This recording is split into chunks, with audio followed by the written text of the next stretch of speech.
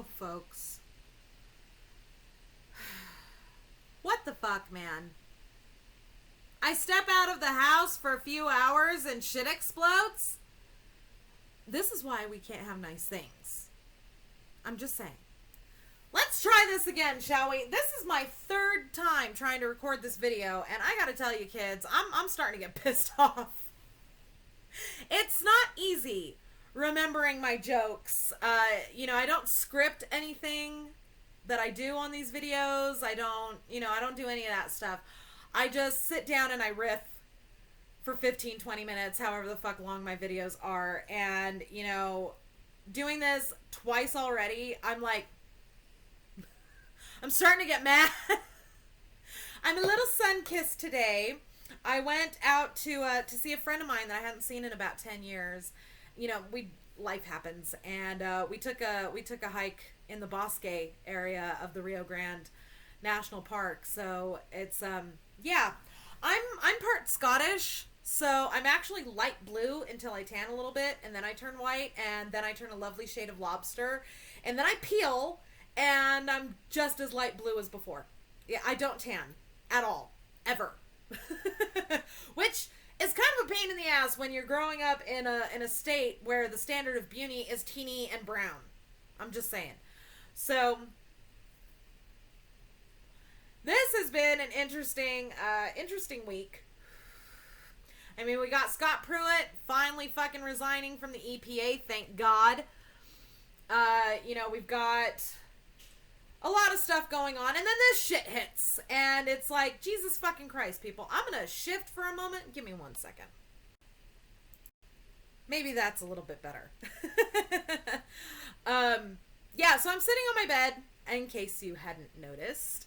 And so if you see a little bit of shifting, it's because my computer's propped up on 2 pillows right now, and yeah, as I've said before, my office area is it's shit for recording videos. I've got, backlighting like a motherfucker, but now I have proper lighting at my desk, and so you can't really see me when I try to do videos in my office area.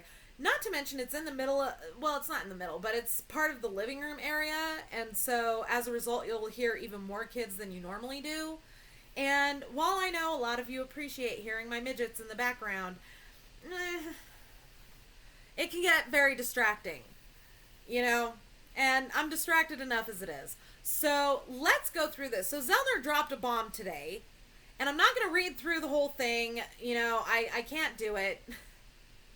I've already tried to read a lot of pertinent stuff in my last 2 takes, and at this point I'm just getting pissed. So without further ado, let's go through some of the more interesting parts of this. So let's take a look. I think we all noticed on the first page, on June 7th, 2018, the appellate court ordered that this appeal is remanded forthwith to the circuit court to permit Stephen Avery to pursue a supplemental post-conviction motion in connection with Avery's receipt of previously withheld discovery and other new information. So the appellate court itself, in its order, actually acknowledged that there was information withheld, which means intentionally motherfucking withheld. Guilters, are you listening? Jesus Christ, hence I'm looking at you. Just saying. Alright, let's scroll down. Current post-conviction counsel has not received any of the data of the most recent forensic examination performed on the DASI computer in 2017 and 2018. Why is the state... First of all, why did the state reopen the investigation? Why are they doing another investigation? And second of all, why is the state looking at the computer specifically in 2017 and 2018? See, if this was such a slam dunk case, they wouldn't be doing that now, would they? No, they wouldn't.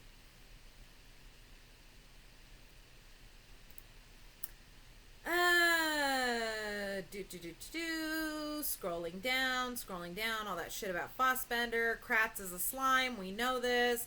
Now, this is the part that gets me, though. Paragraph 10. On January 25th, 2007, on the eve of trial, Attorney Strang received... Shit it.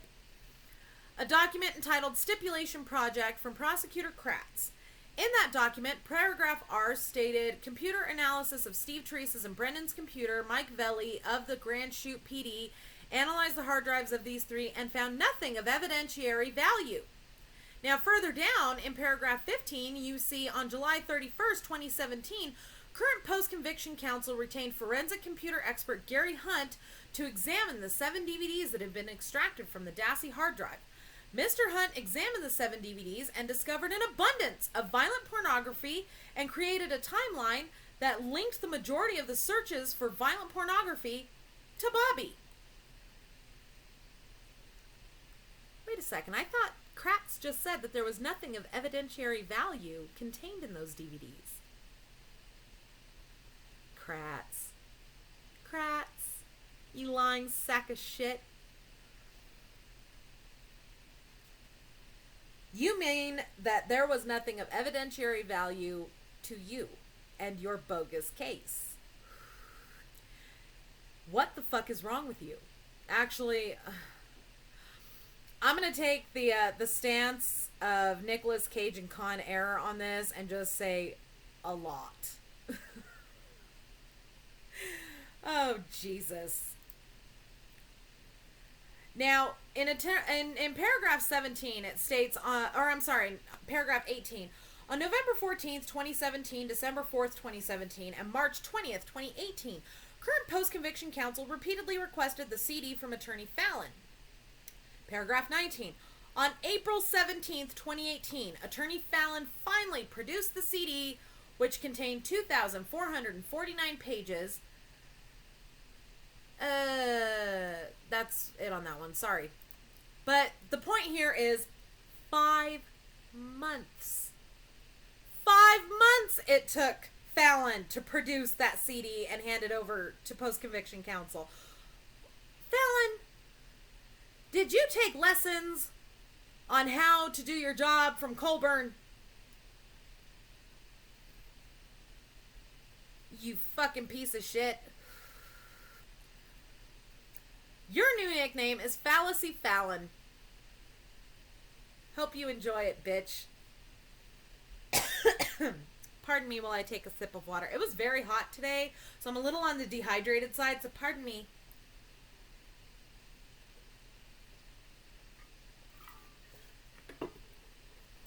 Let's continue, shall we? Let's see. Paragraph 21. On May 30th, 2018, current post-conviction counsel's investigator James Kirby, pursuant to the FOIA, received 64 pages of new reports pertaining to a follow-up investigation regarding several allegations or questions raised in several filings of Stephen Avery's current defense attorney Kathleen Zellner from the Calumet County Sheriff's Department. It was at that time that current post-conviction counsel first realized that the Dassey computer had been turned over to Special Agent Wish for reasons of possible additional forensic examination.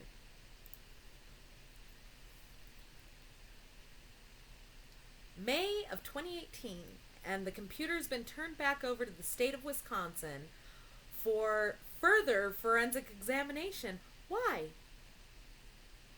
Why? I'm going to leave you all to think about that. Let's see. I'm going to scroll through a lot of this. Y'all can read this shit for yourself. Paragraph 23, subsection D.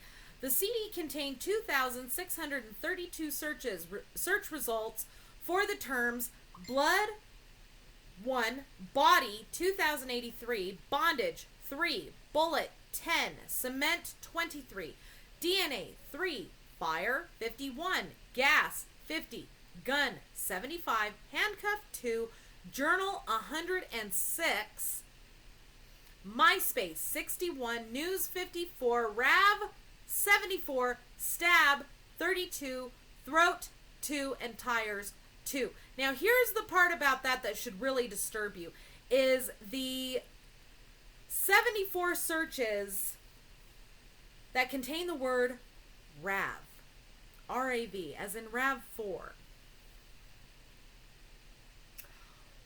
there be 74 searches about Rav on the Dassey computer around the time of the murder. Ever think about that one? Folks? Kitties? Peeps? Who the fuck is messaging me?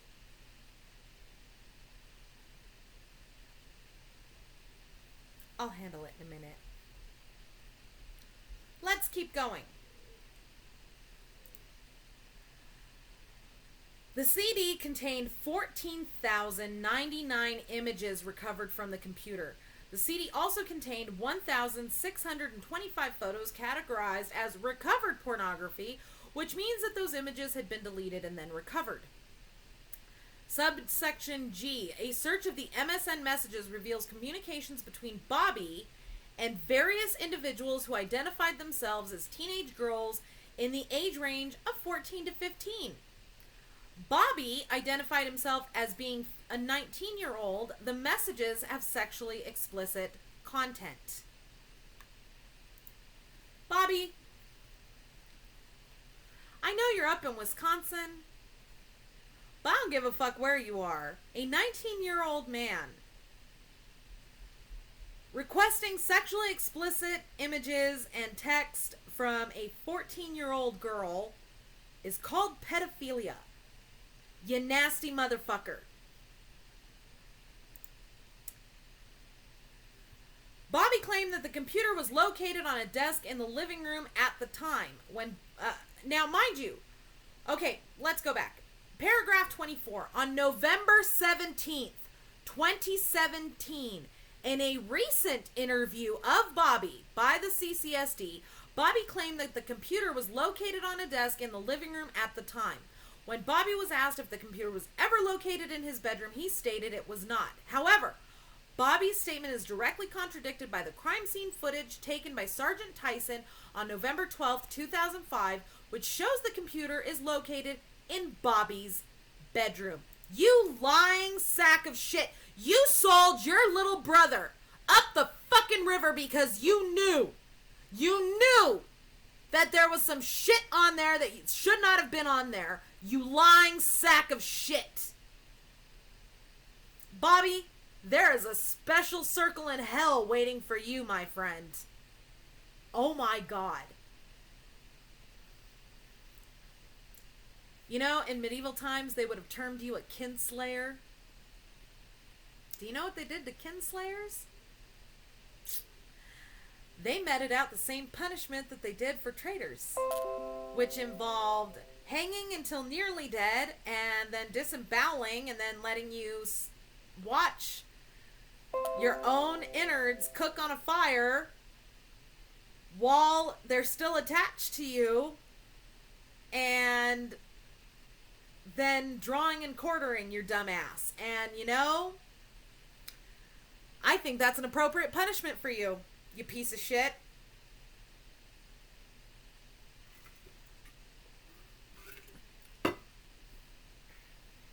You're fucking worthless.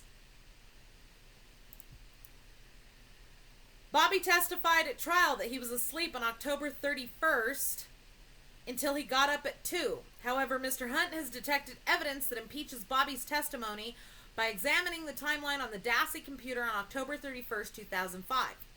Mr. Hunt has confirmed that someone accessed the internet on the Dassey computer on October 31st at 6:05 a.m., 6:28 a.m., 6:31 a.m., 7 a.m., 9:33 a.m., 10:09 a.m., 1:08 p.m., and 1:51 p.m. when only Bobby was at the Dassey residence. Let's keep going. Paragraph 28, page 11. On June 25th, 2018, current post-conviction counsel obtained an affidavit from Blaine Dassey regarding the computer and its usage at the Dassey residence. Blaine's affidavit directly contradicts Bobby's November 17th, 2017 interview by stating the following. A, the computer was located in Bobby's room. B, the computer had a password. C, the computer had an AOL dial-up internet connection. D. Bobby was the primary user of the computer. E. At no time did Blaine do searches for pornographic images of words related to pornography, violence, death, mutilation, torture, guns, knives, Teresa Halbach, Stephen Avery DNA, or dead, mutilated, or dismembered female bodies. F. The only time Blaine used the computer was to send instant messages or do homework. G. He remembers his mother Barb hiring someone to reformat the computer before it was seized by police. H. The Dassey house was always locked, and he never remembered Mr. Avery entering the residence unless Barb was home. And finally, subsection I. Blaine never remembers Mr. Avery using the Dassey computer. Now, I'm going to pause for a second because I have to scroll through and find something. So hang on.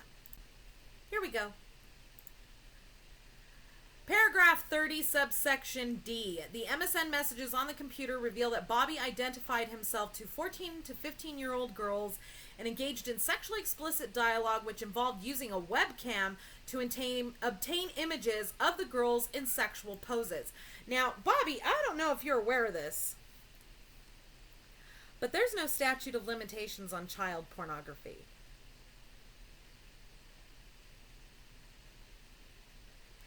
And convincing 14 and 15-year-old girls to send you sexually explicit photographs of themselves is a charge of production of child pornography. The fact that you had it on your computer makes you guilty of possession of child pornography. And if there's any evidence that you sent any of that information to Scott Taddick, that would mean that you're guilty of distribution of child pornography. And the fact that Barb made sure to reformat the computer makes her an accessory after the fact. Enjoy.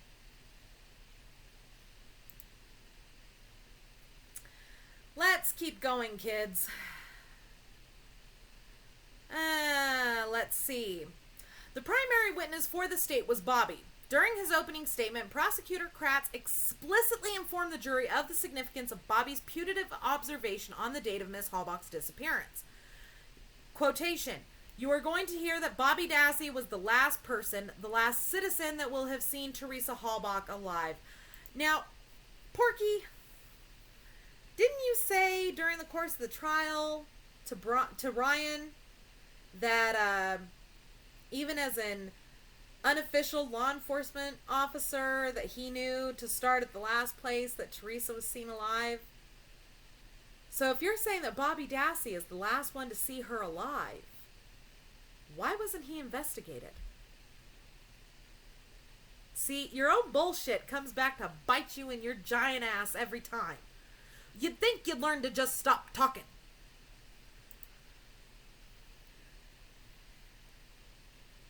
Now, Bobby then testified that he took a 3 to 4 minute shower. Who the fuck showers in 4 minutes? Besides military.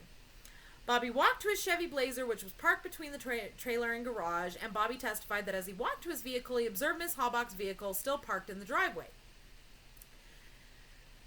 During closing arguments, Mr. Kratz once again emphasized the importance of Bobby's testimony. We talked more about the timeline, and we heard from Bobby Dassey, again in the same kind of a position to be, his credibility to be weighed by you, but is an eyewitness. Jesus, do you know how to talk? Parlez-vous anglais? Sprechen Sie Deutsch? Habla English? Jesus, dude. Again, an eyewitness without any bias. Now, he is describing Bobby here as an eyewitness without any bias. Your ass hurts, Kratz. Jesus fuck. Let's keep going. The vast quantities of child pornography and the violent images of young females being tortured, sexually assaulted, and mutilated on the Dassey computer at times when only Bobby was home, in addition to his MSN sexually explicit conversations with 14 and 15-year-olds, as well as the word searches after the murder that indicate an interest in skeletons, dismemberment, knives through skin, fire, handcuffs, guns, bullets, and blood, could have been utilized by the trial defense counsel to impeach Bobby's credibility. Let's keep going on down. Page 19. Many of the images, both alive and deceased, bear an uncanny resemblance to Miss Halbach. Two pictures were found in the unallocated space, the first showing Miss Halbach and Mr. Avery, the second showing only Miss Halbach. There were pictures of Teresa on the computer. Why? Why? And how did they get there? Huh? If you had nothing to do with her murder, why do you have... Now, see, kids, in the criminal justice world, we call those trophies.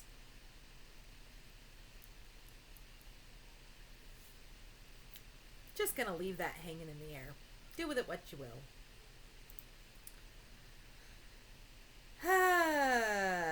Let's keep going. We're going to scroll on down closer to the bottom.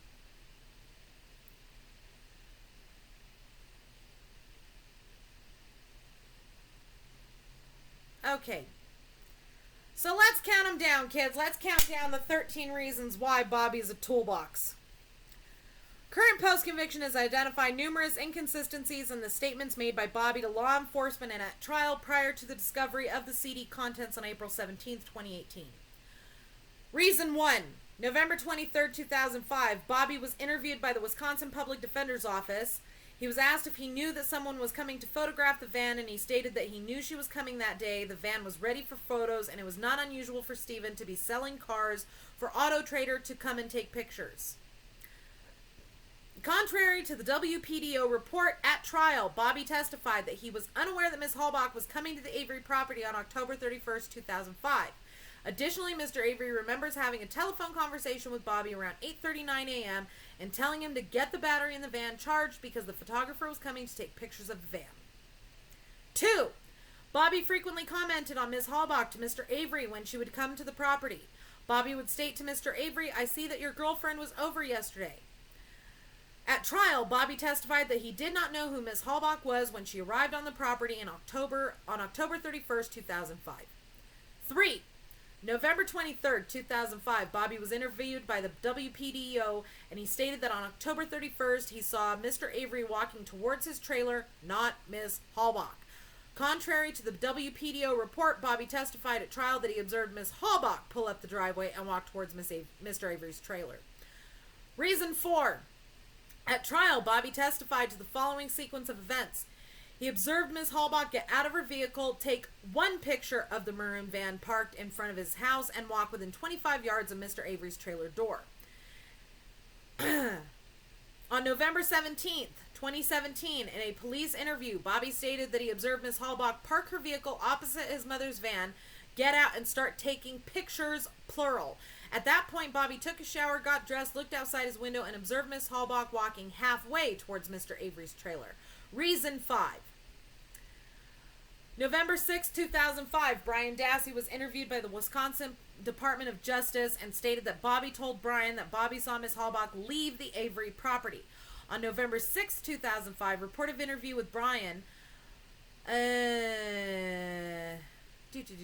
Bobby testified at trial that when he left to go hunting, he saw Ms. Halbach's car still in the driveway, but he did not see Ms. Halbach. On October 30th, 2017, Barb, Bobby's mother, posted on Facebook that Bobby told her that he did not see Ms. Halbach walking towards Mr. Avery's trailer, contrary to his trial testimony. On October 24th, 2017, Barb and Scott admitted that they did know that Ms. Halbach had left the Avery property on October 31st, 2005. Reason 6. Bobby testified at trial that on October 31st, 2005, he went hunting between 2:45 p.m. and 5 p.m.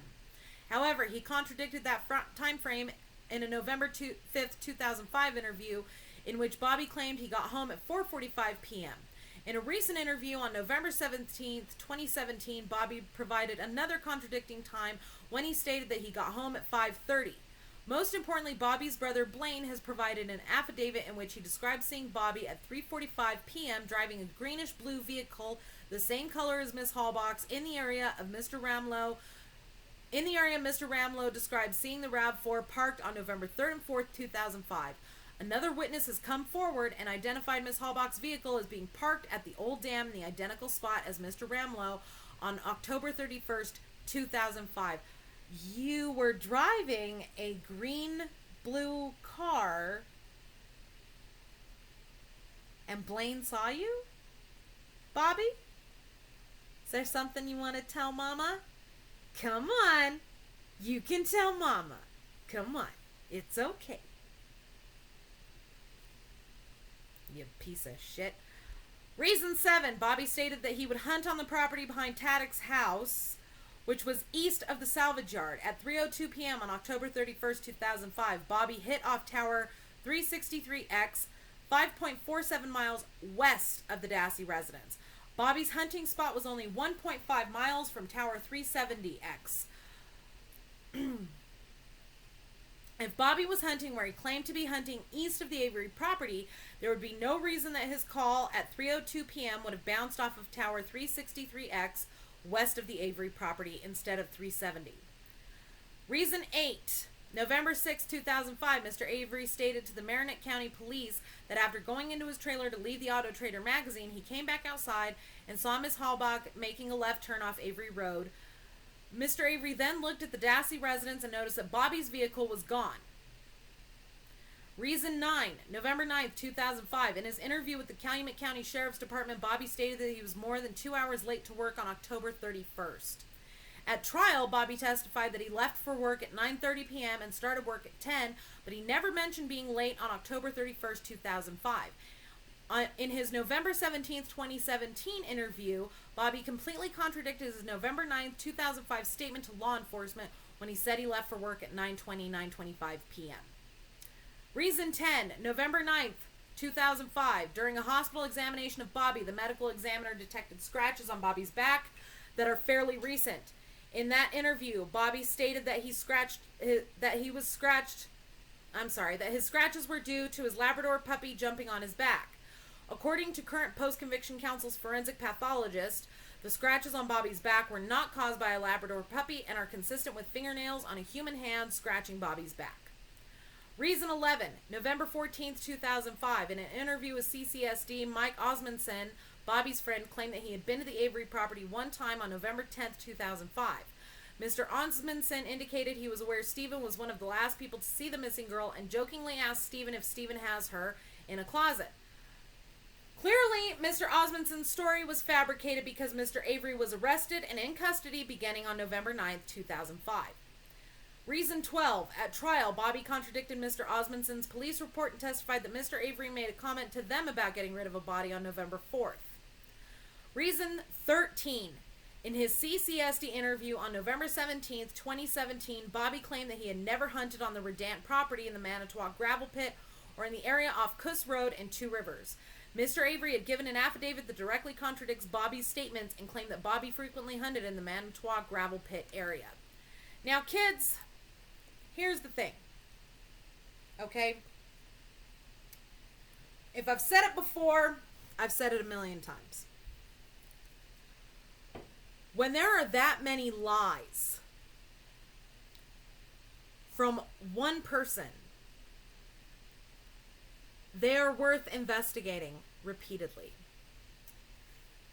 Now, I don't know about you. I've been kind of living in a bubble for a while now. I've been doing my schooling and, dealing with a few other things. I've been working on the cookbook. I've been working on my most recent historical novel. I'm hoping to have that out in November. I've got a lot of stuff going on top of, raising a shit ton of kids and being a wife and being a mother and being a friend and being a cousin and all of that fun stuff. So I'm not really with my finger on the pulse of the Avery case, so to speak. But I was completely unaware that the state of Wisconsin had opened up a follow-up investigation into the Teresa Halbach murder. I furthermore was completely unaware that Barb and Scott and Bobby have been spoken to repeatedly by the state. The state, which, by the way, they both have at different times claimed have been harassing them, making their lives a living hell, blah, blah, blah. But you're cooperating with the state, but you're not going to talk to the defense attorney who, just by exonerating your brother, could potentially exonerate your son while she's at it.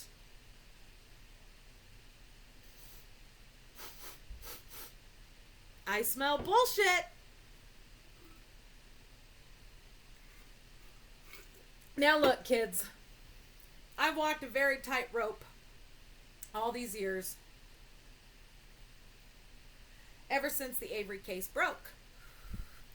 And I've tried not to step on the family's toes too much. And I've tried not to step on anybody's toes too much. I just want the truth.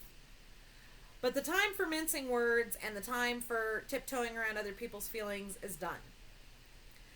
The fact that Barb reformatted that computer prior to police seizing it in and of itself implicates her.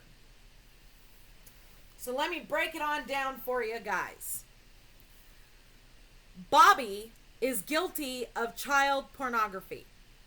He is guilty of child exploitation. He is guilty of child solicitation. He is guilty of child pornography possession. He is guilty of child pornography possession with intent to distribute. Okay? If there is any possibility that he has shared these images with Scott Taddick, which is the only reason I can think of for those two schnooks covering each other's asses, however badly that may have been done, is that they both had a thing for child pornography. That's called distribution. That right there is a sentence and a half. For Barb to have reformatted the computer prior to police seizing it, that makes her an accessory after the fact for child pornography, which in and of itself is disturbing. But you read the rest of this motion and you see some of the terminology, they get kind of graphic and quite frankly, ugh. That leads me to believe that Barb knew what was on that computer.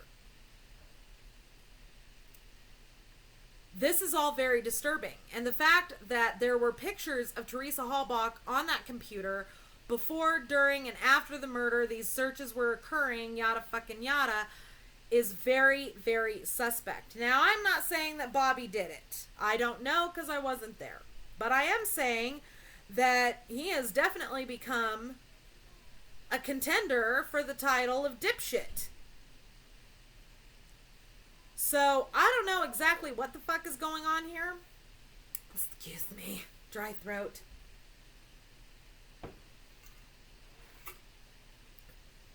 It's all ice. What I do know is that what all of this amounts to is a Brady violation and certainly gives Stephen Avery a very strong case for a new trial at the least. My question is, whatever happened to those fingerprints that were on the RAV4 that were never identified? That's the big question. I have a feeling that if those are ever identified, that will lead directly to the killer. Now, I'm going to go ahead and end this video because it's already a half an hour long. I'm sure that y'all are getting tired of this. I should have told you at the beginning to get yourself something to eat or a smoke or something. But, you know, c'est la vie. So, don't forget to subscribe to me here on YouTube. Don't forget to follow me on Twitter, MamaPhoenix6. And if you boogie on over to the About page here on my channel, you will find everything from my Pinterest boards to my fan page. Quick shout out to my favorite two drunks, Madame Gilmore and Monsieur Gilmore. Mwah! Love you too. I hope you're very happy in your new house.